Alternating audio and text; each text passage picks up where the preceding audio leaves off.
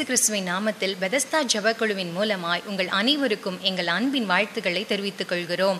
மீண்டும் உங்களை காணச் செய்த தேவாதி தேவனுக்கே சகல கனமும் புகழும் மகிமையும் செலுத்துகிறோம்.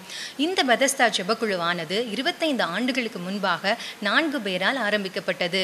இன்றில் இதில் அநேக குடும்பங்கள் இணைந்து தேவனை துதித்து ஜெபித்து வருகிறார்கள். இந்த ஊழியத்தில் நாம் 10 ஊழியர்களையும் 15 ஆதிவாசி குழந்தைகளையும் தாங்க தேவன் கிருபை செய்திருக்கிறார். மேலும் ஏழைகளையும் திக்கற்றவர்களையும் விதவைகளையும் தாங்க தேவன் கிருபை செய்திருக்கிறார்.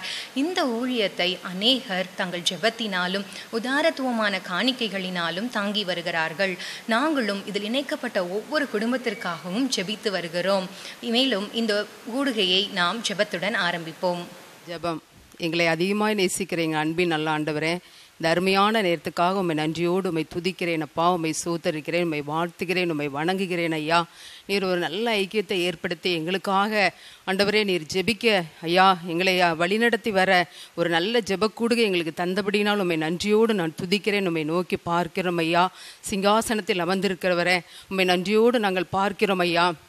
அந்த அருமையான நேரத்தில் நீர் இறங்கி வரும்படியாக ஐயா வல்லமையாக ஆண்டவரே உமது ஜெபம் ஆண்டவரே இருக்கும்படியாக நாங்கள் ஜெபிக்கிறோம் ஐயா. சோதரிக்கிறேன் ஆண்டவரே, இந்த கூடுகையில் வருகிற ஒவ்வொரு நிகழ்ச்சிகளையும் நீர் ஆசீர்வதித்து தரும்படியாக நான் ஜெபிக்கிறேன் ஐயா.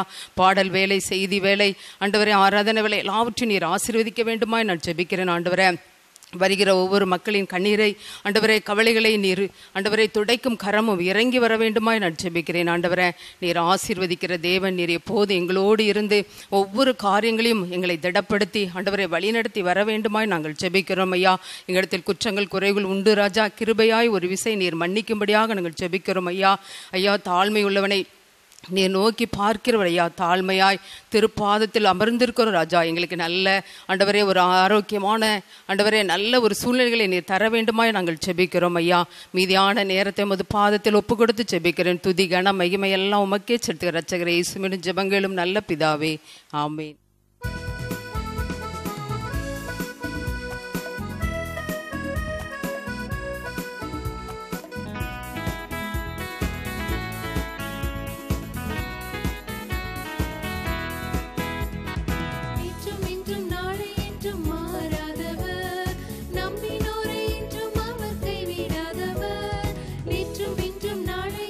மாறாதவர்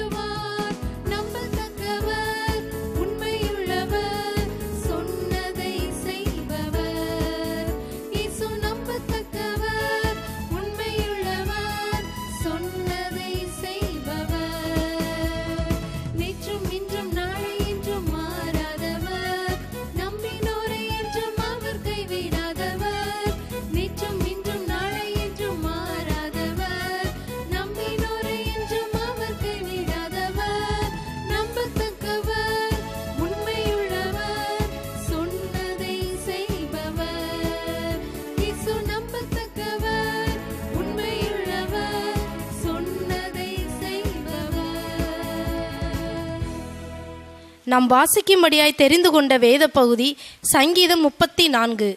சங்கீதம் 34. கர்த்தரை நான் எக்காலத்திலும் ஸ்தோத்தரிப்பேன், அவர் துதி எப்போதும் என் வாயில் இருக்கும். கர்த்தருக்குள் என் ஆத்துமா மேன்மை பாராட்டும், சிறுமைப்பட்டவர்கள் அதை கேட்டு மகிழுவார்கள். என்னோடு கூட கர்த்தரை மகிமைப்படுத்துங்கள், நாம் ஒருமித்து அவர் நாமத்தை உயர்த்துவோமாக. நான் கர்த்தரை தேடினேன், அவர் எனக்கு செவி கொடுத்து என்னுடைய எல்லா பயத்துக்கும் என்னை நீங்களாக்கி விட்டார். அவர்கள் அவரை நோக்கி பார்த்து பிரகாசமடைந்தார்கள், அவர்கள் முகங்கள் வெட்கப்படவில்லை. இந்த ஏழை கூப்பிட்டான், கர்த்தர் கேட்டு அவனை அவன் இடுக்கண்களுக்கெல்லாம் நீங்களாக்கி ரட்சித்தார். கர்த்தருடைய தூதன் அவருக்கு பயந்தவர்களை சூழ பாளையமிறங்கி அவர்களை விடுவிக்கிறார். கர்த்தர் நல்லவர் என்பதை ருசித்து பாருங்கள், அவர் மேல் நம்பிக்கையாய் இருக்கிற மனுஷன் பாக்கியவான். கர்த்தருடைய பரிசுத்தவான்களே, அவருக்கு பயந்திருங்கள், அவருக்கு பயந்தவர்களுக்கு குறைவில்லை. சிங்கக்குட்டிகள் தாழ்ச்சி அடைந்து பட்டினியாய் இருக்கும், கர்த்தரை தேடுகிறவர்களுக்கோ ஒரு நன்மையும் குறைவுபடாது. பிள்ளைகளே, வந்து எனக்கு செவி கொடுங்கள், கர்த்தருக்கு பயப்படுதலை உங்களுக்கு போதிப்பேன். நன்மையை காணும்படி ஜீவனை விரும்பி நீடித்த நாட்களை அபேட்சிக்கிற மனுஷன் யார்? உன் நாவை பொல்லாப்புக்கும் உன் உதடுகளை கபட்டு வசனிப்புக்கும் விலக்கி காத்துக்கொள். தீமை விட்டு விலகி நன்மை செய், சமாதானத்தை தேடி அதை தொடர்ந்து கொள். கர்த்தருடைய கண்கள் நீதிமான்கள் மேல் நோக்கமாய் இருக்கிறது, அவருடைய செவிகள் அவர்கள் கூப்பிடுதலுக்கு திறந்திருக்கிறது.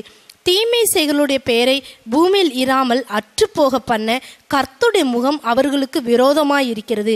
நீதிமான்கள் கூப்பிடும்போது கர்த்தர் கேட்டு அவர்களுடைய எல்லா உபத்திரவங்களுக்கும் நீங்களாக்கி விடுகிறார். நொறுங்குண்ட இருதயம் உள்ளவர்களுக்கு கர்த்தர் சமீபமாயிருந்து நறுங்குண்ட ஆவியுள்ளவர்களை ரட்சிக்கிறார். நீதிமானுக்கு வரும் துன்பங்கள் அநேகமாயிருக்கும், கர்த்தர் அவை எல்லாவற்றிலும் நின்று அவனை விடுவிப்பார். அவனுடைய எலும்புகளை எல்லாம் காப்பாற்றுகிறார், அவைகளில் ஒன்றும் முறிக்கப்படுவதில்லை. தீமை துன்மார்க்கனை கொல்லும், நீதிமானை பகைக்கிறவர்கள் குற்றவாளி ஆவார்கள். கர்த்தர் தமது ஊழியக்காரின் ஆத்துமாவை மீட்டுக் கொள்கிறார், அவரை நம்புகிற ஒருவன் மேலும் குற்றம் சுமராது. ஆமென். ஆண்டவராக இயேசுவின் நாமத்தினாலே உங்களுக்கு என் அன்பின் வாழ்த்துதல். இந்த அருமையான நாளிலும் இந்த பரிசுத்தமான ஓய்வு நாளின் மாலை வேளையிலே உங்களோடு இணைந்து கர்த்தரை மகிமைப்படுத்துவதற்கு, அவருடைய வார்த்தைகளை பகிர்ந்து கொள்வதற்கு ஆண்டவர் கொடுத்த நல்ல வாய்ப்புக்காக கர்த்தரை ஸ்தோத்தரிக்கிறேன். இந்த ஊழியத்தை தாங்கி கொண்டிருக்கிற, இந்த ஊழியத்திற்காக ஜெபிக்கிற உங்கள் ஒவ்வொருவருக்காக ஆண்டவருக்கு நன்றி சொல்லுகிறேன். பிரியமானவர்களே, உங்களுக்காகவும் நாங்கள் ஜெபிக்கிறோம் என்பதை நான் உங்களோடு கூட பகிர்ந்து கொள்ளுகிறேன். நீங்களும் எங்கள் ஊழியத்திற்காக தொடர்ந்து ஜெபித்துக் கொள்ளுங்க. நாம் தாங்குகிற ஊழியர்கள், மிஷினரிகள், ஆதிவாசி பிள்ளைகள், அது மாத்திரமல்ல திக்கற்ற பிள்ளைகள், விதவைகள் எல்லாம் நம்ம தாங்கிக் கொண்டிருக்கிறோம். உங்கள் ஒவ்வொருவருக்காக நீங்கள் ஜெபித்துக் கொள்ளும்படி அன்போடு கேட்டுக்கொள்ளுகிறேன். பிரியமானவர்களே, இந்த நாளுக்காக நான் விசேஷமாய் ஜெபித்த பொழுது ஆவியானவர் என்னோடு பேசின ஒரு வார்த்தை, நான் ஆண்டவருடைய நாமத்தினாலே அந்த வார்த்தைகளை உங்களோடு கூட நான் பகிர்ந்து கொள்ள விரும்புகிறேன். அது உங்களுடைய வாழ்க்கையிலே ஆசீர்வாதத்தை கொண்டு வரும் என்று ஆண்டவருக்கு நான் விசுவாசிக்கிறேன். வேதம் நம் வாசித்த வேத பகுதி சங்கீத புஸ்தகம் 34ஆம் அதிகாரம் 2ஆம் வசனம் சொல்லுகிறது, கர்த்தருக்குள்ளின் ஆத்துமா மேன்மை பாராட்டும், சிறுமைப்பட்டவர்கள் அதை கேட்டு மகிழுவார்கள் என்கிற அந்த வார்த்தையை ஆவியானவரினோடு கூட பேசி, இந்த வார்த்தைகளை என்னுடைய பிள்ளைகளோடு நீ பகிர்ந்து கொள்ள வேண்டும் என்று சொல்லி எனக்கு ஆலோசனை கொடுத்தார். அதற்காக கர்த்தரை நான் ஸ்தோத்தரிக்கிறேன். பிரியமானவர்களே, வேத பகுதி சொல்லுகிறது, சங்கீத புஸ்தகம் 34ஆம் அதிகாரத்திலிருந்து நான் வேத வார்த்தைகளை உங்களோடு கூட பகிர்ந்து கொள்ள போகிறேன். அது 34ஆம் அதிகாரம் 1லிருந்து 3 வரைக்கும் நீங்கள் வாசித்து பார்த்தீங்கன்னா, 1வது வசனத்திலிருந்து 3ஆம் வசனம் வரைக்கும் வாசித்து பார்த்தா, கர்த்தரை நான் எக்காலத்தில் ஸ்தோத்தரிப்பேன், அவர் துதி எப்போதும் என் வாயில் இருக்கும். கர்த்தருக்குள் என் ஆத்துமா மேன்மை பாராட்டும், சிறுமைப்பட்டவர்கள் இதை கேட்டு மகிழுவார்கள்.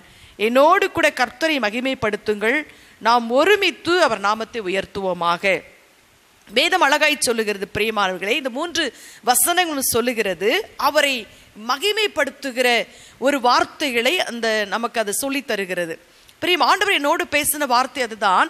ஆண்டவர் சொன்னார், என் ஆத்துமா மேன்மை பாராட்டும், சிறுமைப்பட்டதை கேட்டு மகிழும். அப்படி என் பிள்ளைகள் தங்களுடைய வாழ்க்கையிலே என்னுடைய நாமத்தை மேன்மை பாராட்டும்படியாக, என் நாமத்தை மகிமைப்படுத்தும்படியான ஆசீர்வாதங்களை இவர்களுக்கு கொண்டு வருவேன். அவர்கள் என்னை துதியினால் மகிமைப்படுத்துவார்கள் என்று என்னோடு கூட இந்த வார்த்தைகளை இடைபெடத் துவங்கினார். நான் வேதம் அழகாய் சொல்லுகிறது அல்லவா, நமக்கு ஆண்டவர் இந்த ஆண்டு நமக்கு வாக்கு பண்ணினார், நான் உன்னில் மகிமைப்படுவேன் என்று நமக்கு வாக்கு பண்ணினார் அல்லவா. அந்த வார்த்தையின்படி அவர் மகிமைப்படும்படியான காரியங்களை கர்த்தர் நமக்கு செய்ய போகிறார். அதனால் நாம் அவரை ஸ்தோத்தரித்து மகிமைப்படுத்த போகிறோம். அவருக்குள் நாம் மேன்மை பாராட்ட போகிறோம். வேதம் அழகாய் சொல்லுகிறது, அப்படி ஆணுடைய நாமத்தினாலே நாம் அவரை மேன்மைப்படுத்த, நாம் மேன்மை பாராட்டும்படியான காரியங்களை நமக்கு செய்ய வேண்டுமானால் நாம் என்ன செய்ய வேண்டும் என்பதை நான் ஆவியானுடைய ஒத்தாசையோடு உங்களுக்கு சொல்லி கடந்து சொல்ல விரும்புகிறேன். முதலாவது நாம் என்ன செய்ய வேண்டும்? சங்கீத புஸ்தகம் 34ஆம் அதிகாரம் 4ஆம் வசனம் சொல்லுகிறது, நான் கர்த்தரை தேடினேன். 4ஆம் வசனம் சொன்ன, நான் கர்த்தரை தேடினேன், அவர் எனக்கு செவி கொடுத்து என்னுடைய எல்லா பயத்திற்கும் நீங்களாக்கி விட்டார்.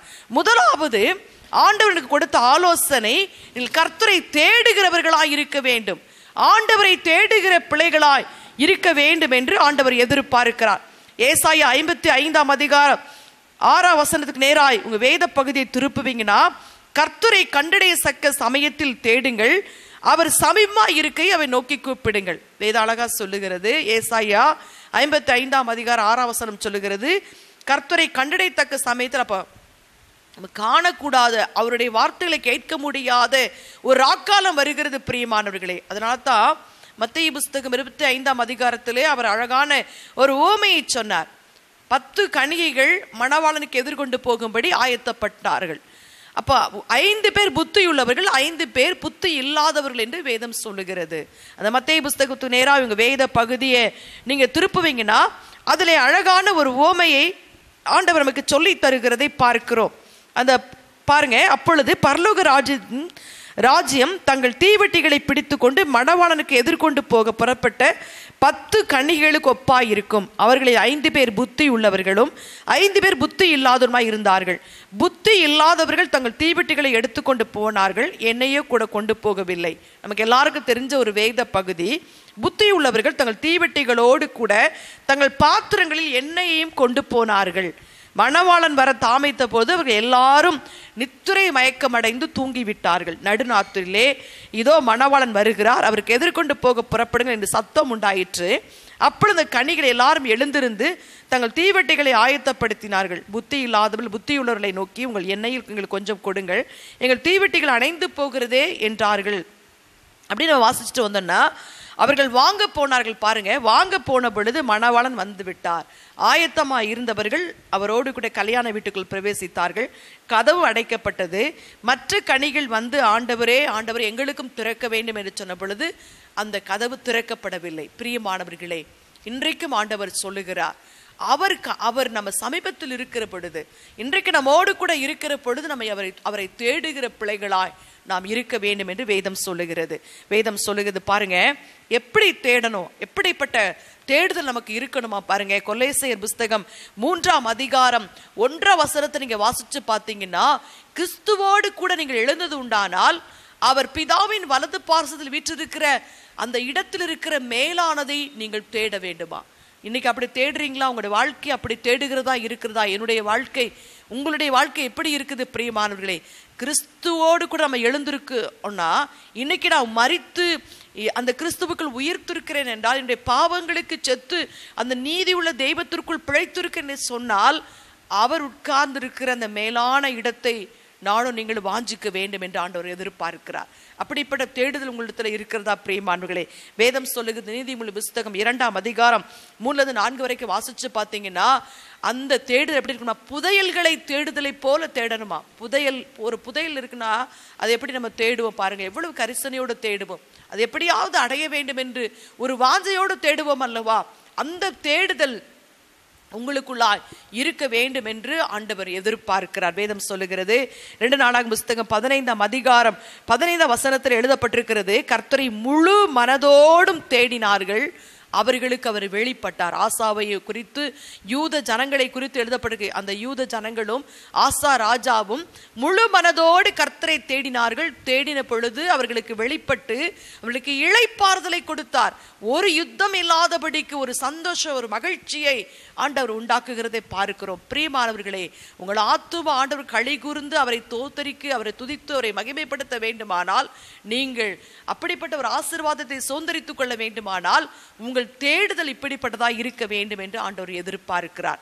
இரண்டாவதாய் ஆண்டவர் கொடுத்த ஆலோசனை அதே சங்கீதங்களின் புஸ்தகம் 34ஆம் அதிகாரம் 5ஆம் வசனம் சொல்லுகிறது, அவரை நோக்கி பார்க்கிற ஒரு அனுபவம் இருக்கணுமா. 34ஆம் அதிகாரத்துக்கு நேராக உங்க வேத பகுதியை நீங்க திருப்புவீங்கன்னா அந்த 5ஆம் வசனம் சொல்லுகிறது, பிரியமானவர்களே, அவரை நோக்கி பார்க்கிற அவர்கள் அவரை நோக்கி பார்த்து பிரகாசம் அடைந்தார்கள் என்று வேதம் சொல்லுது. அவருடைய முகங்கள் வெட்கப்படவில்லை. ஆண்டவரை நோக்கி பார்க்கிற எந்த முகத்திலும் வெட்கமே இருக்காதுங்க. ஒருவேளை வெட்கத்தை கொண்டு வரும் முறை சத்துரு போராடினாலும் நீங்க ஆண்டவரை நோக்கி பார்க்கிற ஒரு அனுபவம் இருக்குன்னா உங்க வாழ்க்கையில வெட்கமே வராதுங்க. அந்த வெட்கத்தை எல்லாம் ஆண்டவர் மாற்றுவார். சங்கீதங்களின் புஸ்தகம் 121ஆம் அதிகாரம் 1ஆம் வசனம் சொல்லுகிறது, எனக்கு ஒத்தாசை வருகிற பர்வதங்களுக்கு நேராக என் கண்களை ஏறெடுப்பேன். இன்றைக்கு அப்படி நம்ம வாழ்க்கை அப்படி இருக்குதா?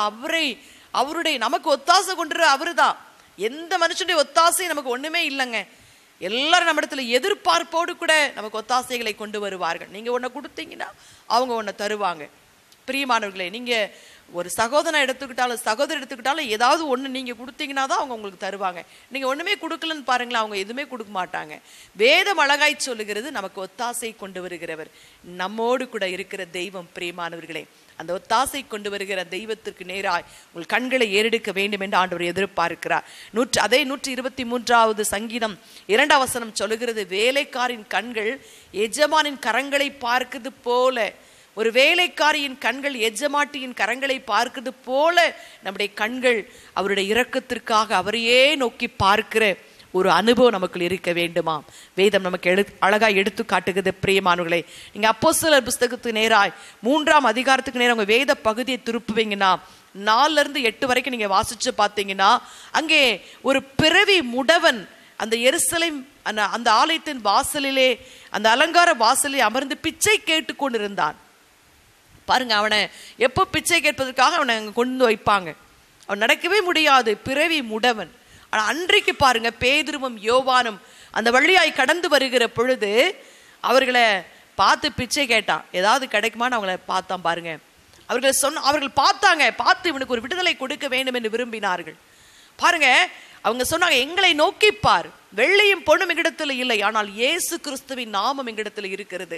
அந்த நாமத்தை நீ உற்று பார்த்தாயானால், அந்த நாமத்தை நோக்கி பார்த்தாயானால் இன்னைக்கு உனக்கு விடுதலை உண்டுன்னு சொல்லி அவங்க ஆலோசனை கொடுத்த உடனே அவன் நோக்கி பார்த்தான். பிரியமான வேதம் அழகாய் சொல்லுகிறது, அவன் அந்த நிமிஷத்துல அவங்க கையை பிடிச்சு தூக்கி விட்டாங்க. பாருங்க, அந்த நிமிஷத்துல குதித்து எழுந்து நடந்து தேவாலயத்திற்கு போனான், கர்த்தரை துதித்து கொண்டே போனான் என்று வேதம் சொல்லுகிறது.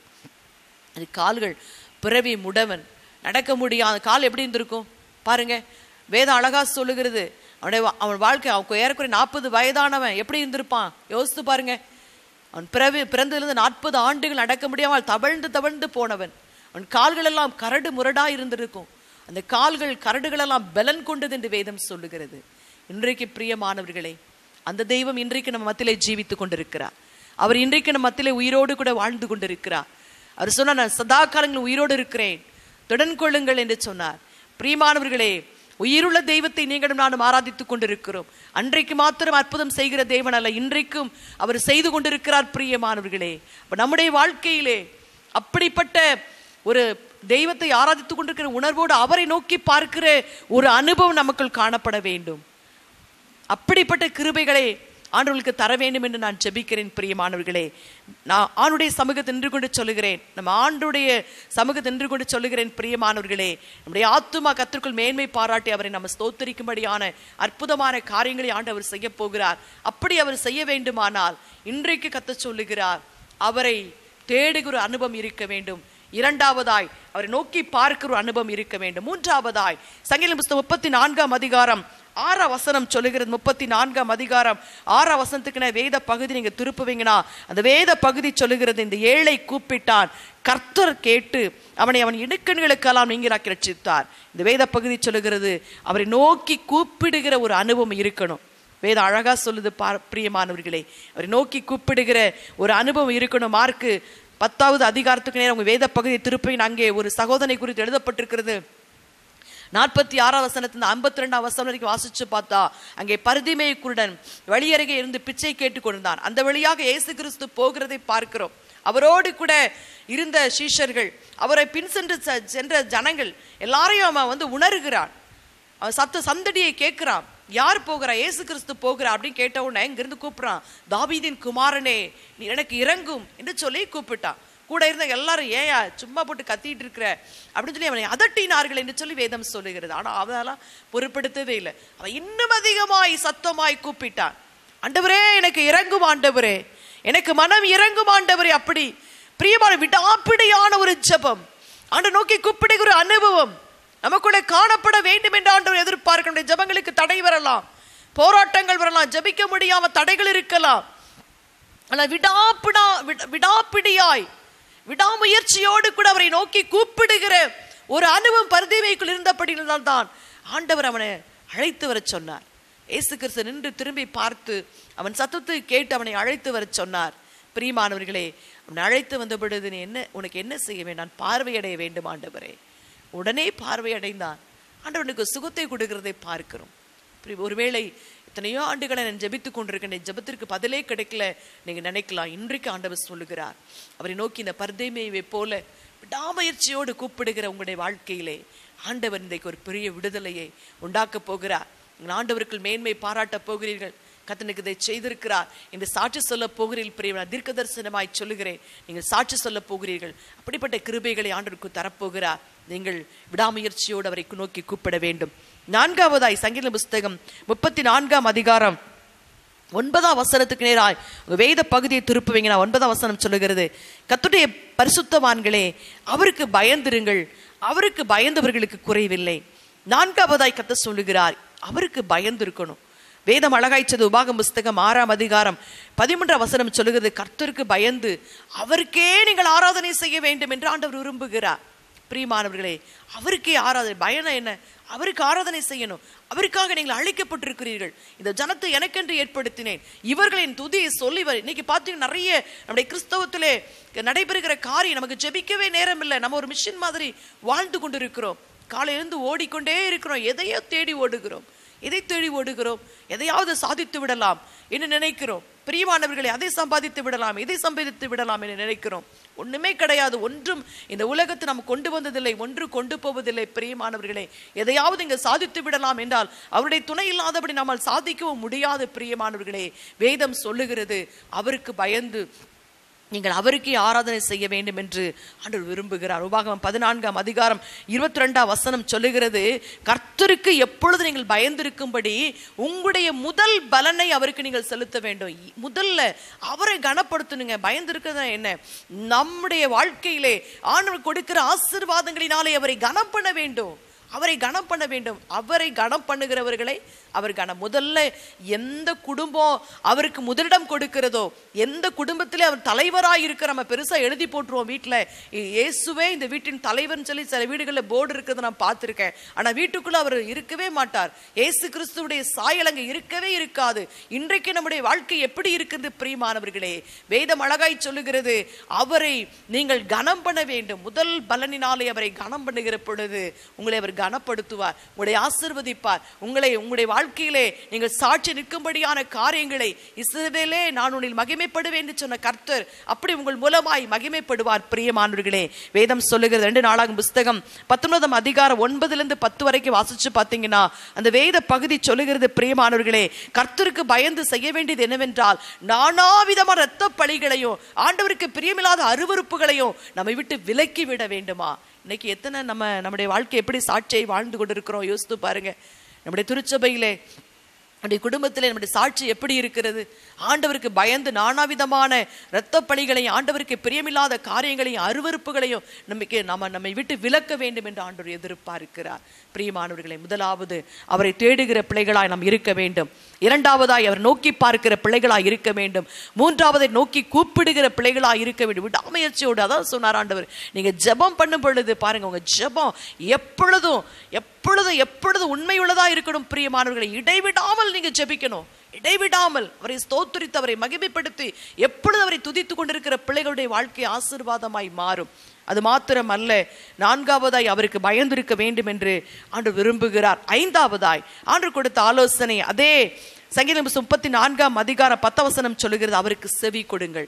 அவருக்கு செவி கொடுக்கிற பொழுது ஆண்டவர் நம்முடைய வாழ்க்கையிலே செய்கிற காரியத்து நிமித்தமாய் நம்முடைய ஆத்துமா மேன்மை பாராட்டுமா. வேதம் சொல்லுகிற நீதிமொழிகள் 8:34 சொல்லுகிறது, என் வாசல் படியின் நிலை காத்திருந்து விழித்திருந்து அவருடைய அந்த வார்த்தைகளுக்கு செவி கொடுக்கிறவர்கள் பாக்கியவன். கதவு நிலை அருகே விழித்திருக்கிறவர்களாய் காணப்படணும். அந்த வாசல் படியிலே கதவு நிலை அருகிலே விழித்திருந்து என்று வார்த்தைகளுக்கு செவி கொடுக்கிற பாக்கியவான் என்று வேதம் சொல்லுகிறது. பிரியமானவர்களே, வேதம் சொல்லுகிறது, பிரியமானவர்களே, அவரே நம்முடைய வாசல். அந்த இயேசு கிறிஸ்து சொன்னார், நானே வாசல், அந்த பரலோகத்தின் வாசல் அவர்.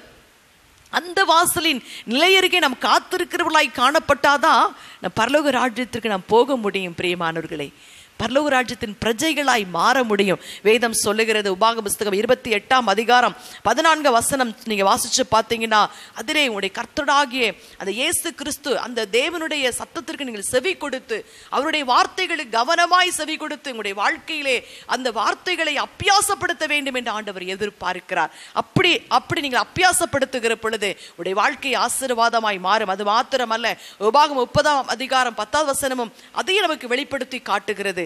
பிரியமானவர்களே, வேதம் அழகாய் சொல்லுகிறது, நம்ம என்ன பலி செலுத்தினாலும் என்ன ஆண்டவருக்காக கொடுத்தாலும் எத்தனை ஊழியம் செய்தாலும் அவருக்கு செவி கொடுக்கலன்னா ஒண்ணுமே கிடையாது. அவருக்கு செவி கொடுத்துதான் உத்தமம் என்று சொல்லி வேதம் சொல்லுகிறது.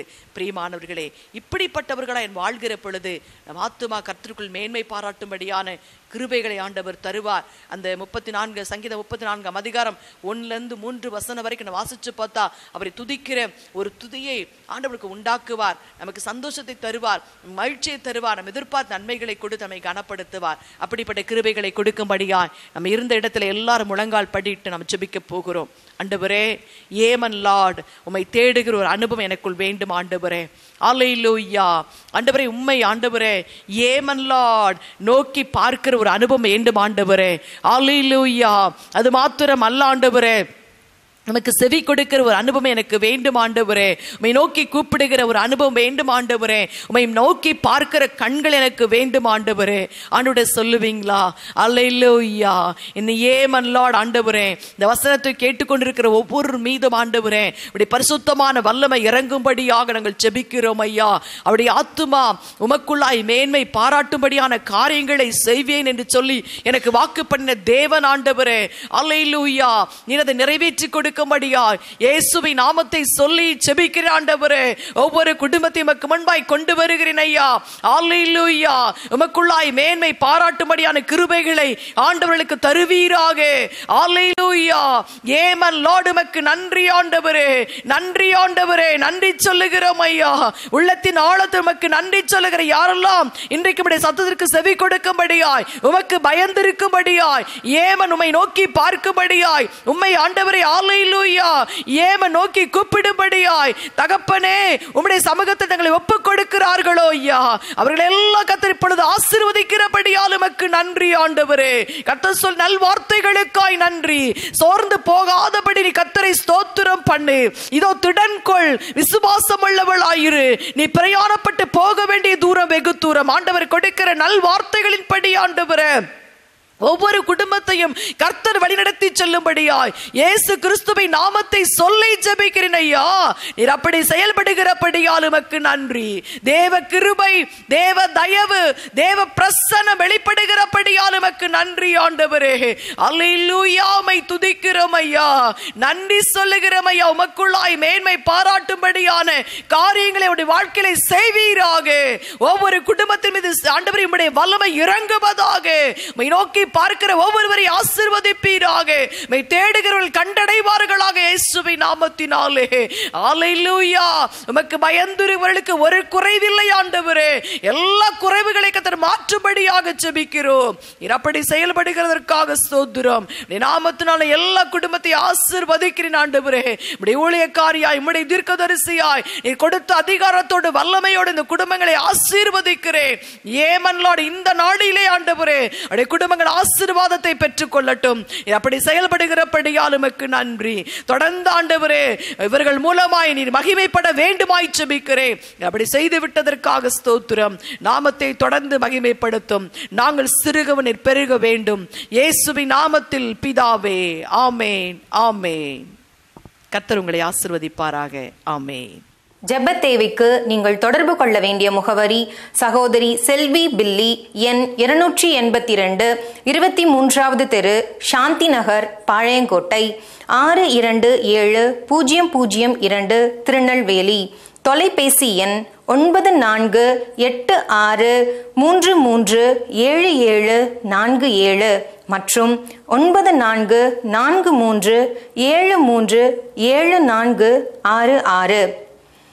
Email ID: BethesdaPrayerGroup91@gmail.com.